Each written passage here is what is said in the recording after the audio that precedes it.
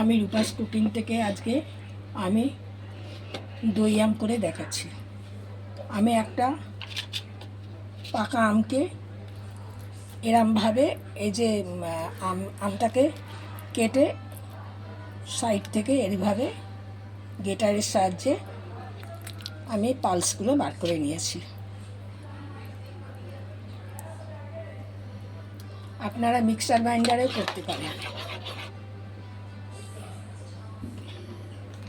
এবার আমি একটু কর্নফ্লাওয়ার দিয়ে দিচ্ছি, 1 চামচ কর্নফ্লাওয়ার দিয়ে দিচ্ছি।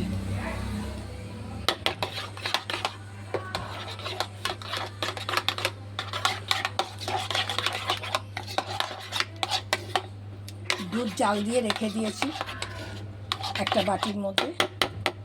এবার দইটাকে ছেঁকে 50 গ্রাম দই আমি এইভাবে এর মধ্যে মিশিয়ে দিচ্ছি আমের মধ্যে।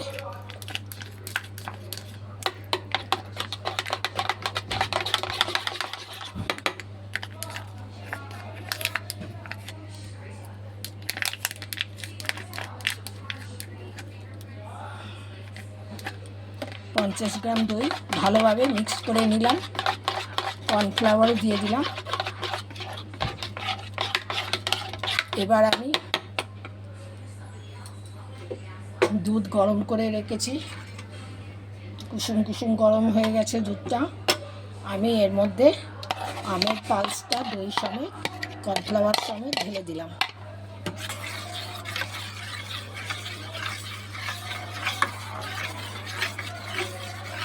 এর মধ্যে দুধের মধ্যে এলাচ দিয়ে দিয়েছি একটা,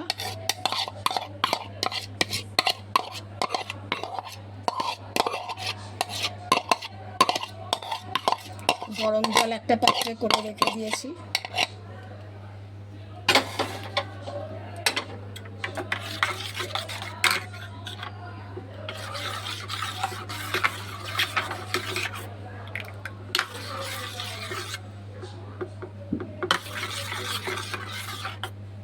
ভালোভাবে মিক্স করে দিয়েছি।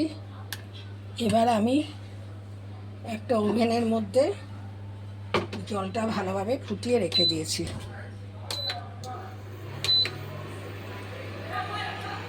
এটা আমি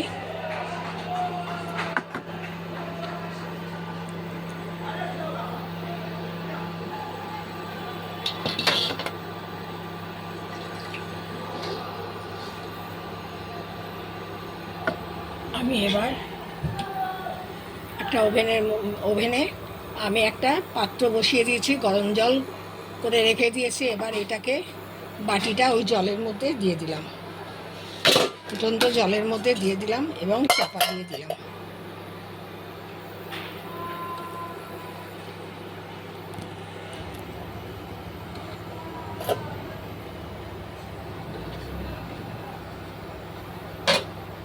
এবার ঢাকাটা দিয়ে দিলাম।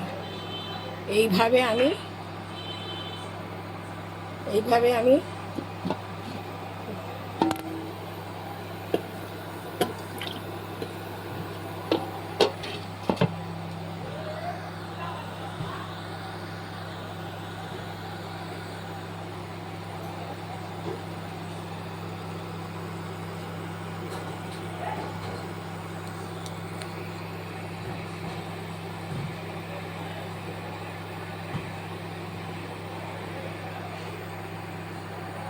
আমি আধ ঘন্টা এর বানানো যে ফর্মুলাটা আমি করলাম দই বানানোর জন্য, মিশ্রণটা আমি এর মধ্যে রেখে দিলাম। তারপরে এটা যখন জমে যাবে তখন আমি এটা ডিপ ফ্রিজে রেখে দেবো। আমি পুরো পদ্ধতিটা আপনাদেরকে দেখাতে পারছি না, কেন শর্টকাট পদ্ধতি আমি জানি না। আমি যেরকম দই বানাই সেরকমই আমি বানালাম। দেখুন দইটা আস্তে আস্তে জমাট বাঁধছে, কিন্তু যতক্ষণ না পুরো জমাট হবে ততক্ষণ আমি এটা এইভাবে রেখে দেবো।